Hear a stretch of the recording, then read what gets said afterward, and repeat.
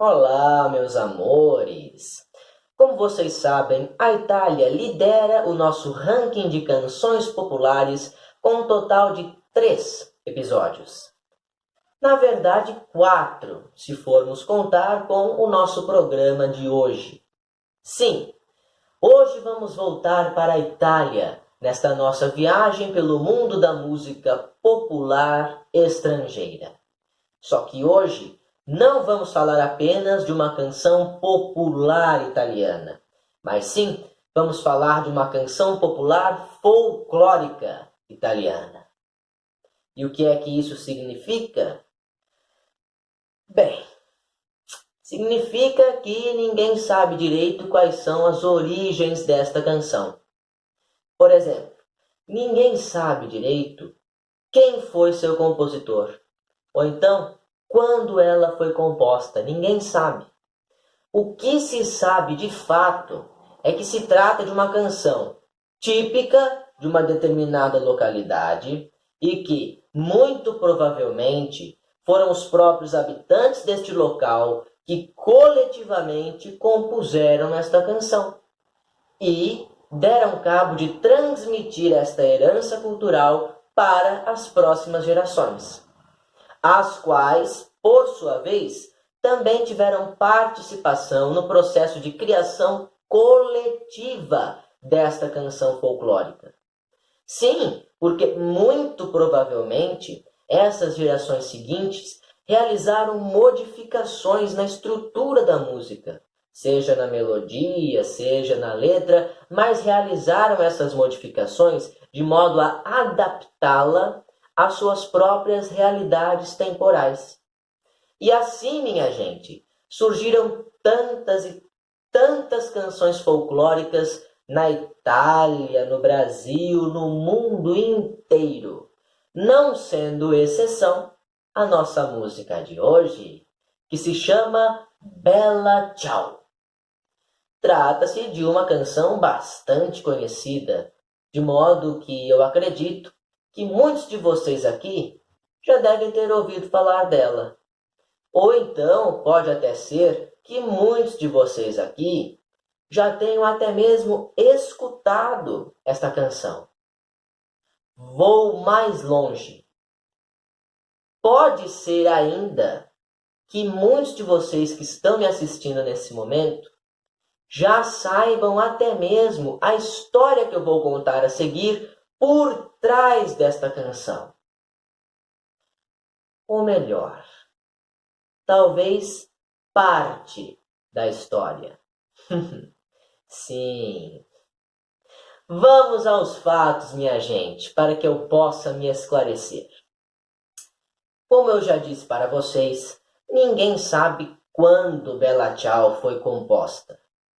Mas acredita-se que tenha sido em algum momento entre o final do século XIX e o princípio do século XX.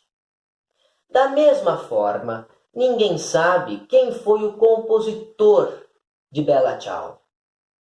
Mas, como eu também já disse para vocês, a maior probabilidade é que não tenha sido apenas um compositor isolado, mas sim um grupo, um coletivo de compositores. E no caso de Bella Ciao, esse grupo foi o grupo das Mondine. Alguém aqui sabe quem são as Mondine? Não? Pois então, muito atentos que eu vou explicar.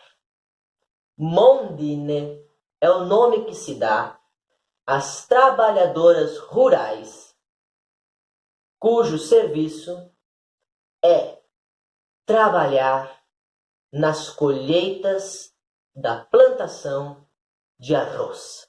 Eu quero paz e arroz, amor é bom e vem depois. Sazonalmente, durante os períodos de colheita de arroz no Vale do Pó, ao norte da Itália, um enorme contingente de trabalhadores rurais, em sua maioria mulheres, se deslocava de suas casas em direção aos campos de plantação de arroz, na intenção de realizarem a árdua tarefa conhecida como monda, que seria a separação manual entre os grãos de arroz e as ervas daninhas. Dessa palavra monda derivou-se o nome do trabalhador, mondino, no caso masculino, ou então mondina, no feminino singular, sendo que o feminino plural, mondine, eu já utilizei com vocês no nosso último bloco. Enfim, segundo as fontes que eu consultei, as condições de trabalho dessas mondine eram simplesmente precárias. Elas passavam mais de 10 horas em pé, descalças, com água até a altura de seus joelhos, trabalhando incessantemente, sem descanso, nesse serviço de catação. Fora que elas corriam o risco de serem picadas por algum inseto ou por alguma cobra, contraírem alguma doença e possivelmente até mesmo vir a óbito. E tudo isso por um salário baixíssimo. Portanto, não eram incomuns as revoltas, as rebeliões entre as mondine. E uma dessas formas de protesto foi a canção Bela Tchau. Sim, se vocês forem pegar para analisar a letra original de Bela Tchau, vocês vão observar que se trata de uma descrição detalhada das péssimas condições de trabalho das mondine nos campos de arroz.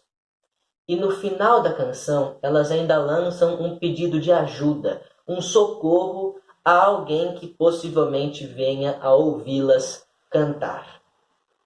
Essa letra original foi publicada pela primeira vez no ano de 1906, mas não com o título que nós conhecemos hoje, e sim intitulada Alla mattina appena alzata, ou seja, de manhã eu acordei, na tradução para o português. Esse é o primeiro verso da canção. Agora, gente, vamos pensar. Se nós pegarmos o título que se consagrou, Bela Tchau, traduzindo-o para o português, significa adeus querida.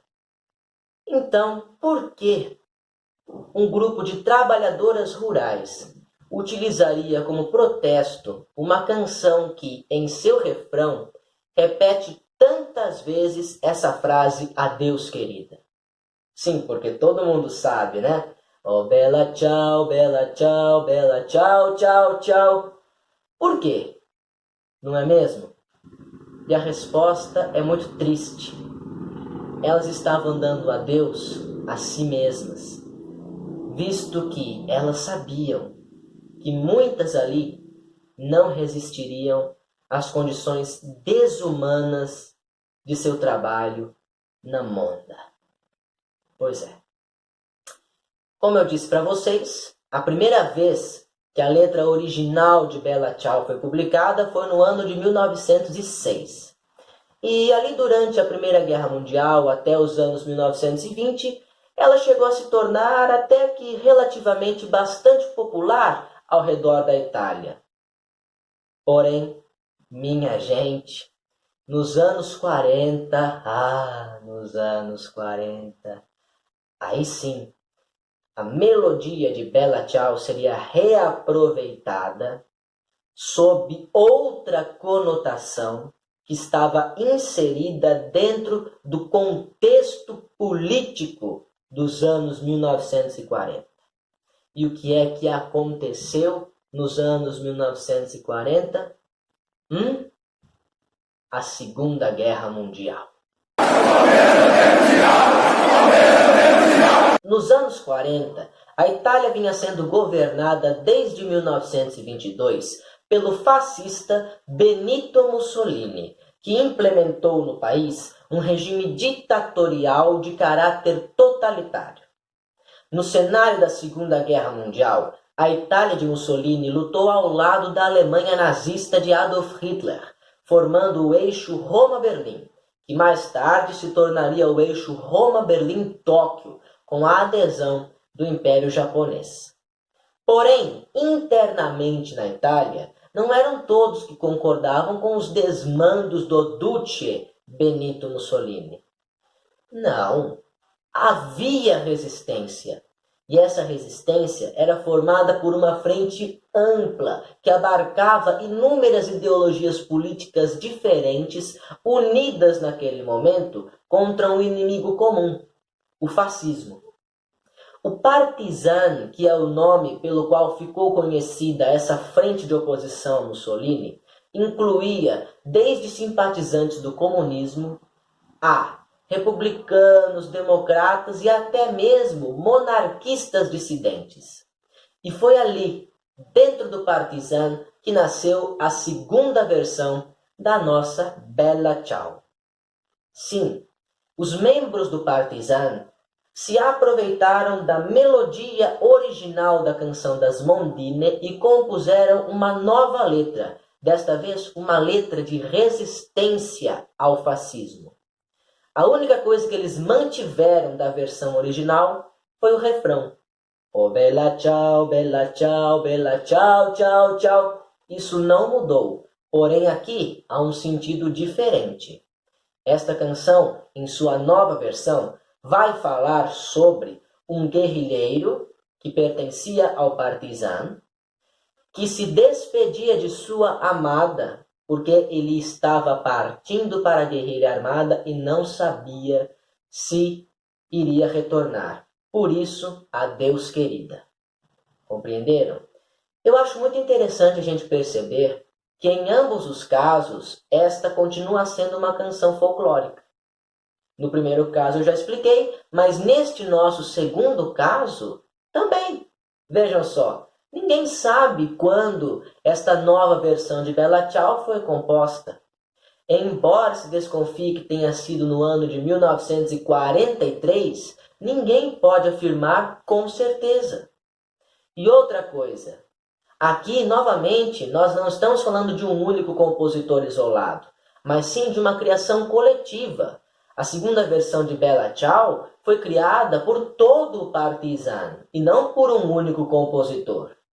Entenderam? Então é muito interessante perceber que em ambos os casos, seja na canção das Mondine ou na canção do Partizan, trata-se de uma canção italiana folclórica. Porém, no segundo caso, fez-se muito sucesso do que no primeiro.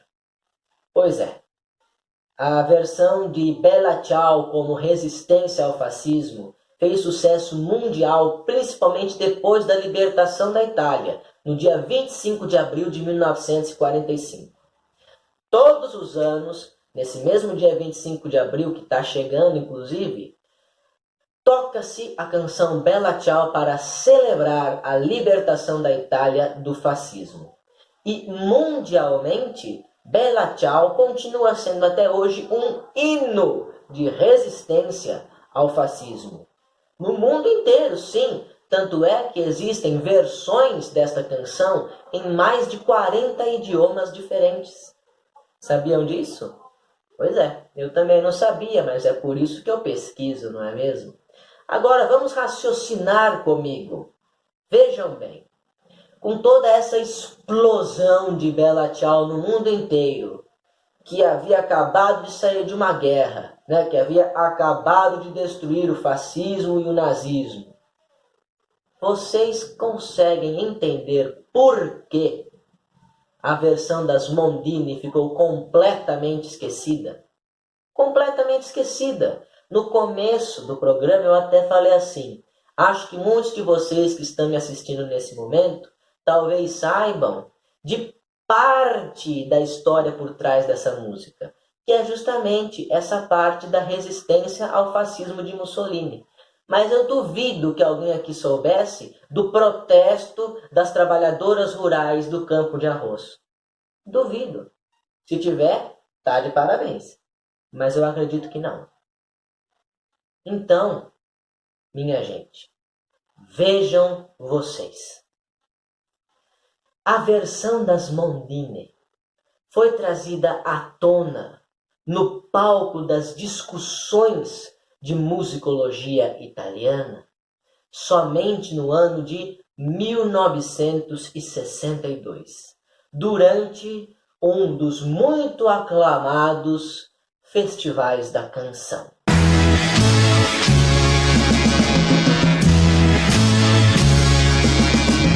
Muitos aqui podem ter pensado no Festival da Canção de Sanremo, mas não é este o caso. Eu estou falando do Festival dei Due Mondi, que aconteceu na Itália entre os anos de 1958 e 1990. Na verdade, esse festival existe até hoje, porém com outro nome. Enfim, na edição de 1962, participava do Festival dei Due Mondi uma cantora italiana chamada Giovanna Daffini. Esta linda jovem que se encontra aqui ao meu lado era descendente daquelas trabalhadoras rurais dos campos de arroz do Vale do Pó. E ela cantou em rede nacional para todo mundo ouvir a Bella Ciao original das Mondine, lembrando a todos qual era a verdadeira origem desta canção folclórica. No mesmo ano de 62, Giovanna Daffini chegou a gravar em disco esta versão das Mondine de Bella Ciao. Porém, esta sua gravação foi publicada somente 13 anos depois, em 1975. Eu vou deixá-la aí embaixo, na legenda do vídeo, no formato de um link para que vocês possam apreciá-la. Da mesma forma como vou deixar para vocês uma aparição ao vivo de Giovanna Daffini na televisão Rai Uno da Itália, cantando Bella Ciao. Bem, em 1964 nós temos a primeira gravação em disco da versão do Partisan, da versão de resistência ao fascismo do Bella Ciao, na voz do cantor franco-italiano Yves Montand. Eu vou deixar para vocês então, aí na legenda do vídeo, novamente, 2 links. Uma gravação em estúdio, da versão do Yves Montand cantando Bella Ciao, e uma aparição ao vivo dele na televisão. E é claro, uma vez que Bella Ciao fez todo esse sucesso internacional que eu falei para vocês, eu não poderia deixar de colocar também na legenda do vídeo uma cena da série espanhola La Casa de Papel, onde Bella Ciao é reiteradamente tocada e cantada pelas personagens. Eu nunca vi essa série, mas eu sei que por conta dela, muita gente da minha geração, ali, pessoal que nasceu entre 2000 e 2005, mais ou menos, conhece essa música por causa dessa série de televisão. E é claro, essa série fez tanto sucesso, que rendeu até mesmo uma versão de Bella Ciao no formato de funk carioca daqui do Brasil.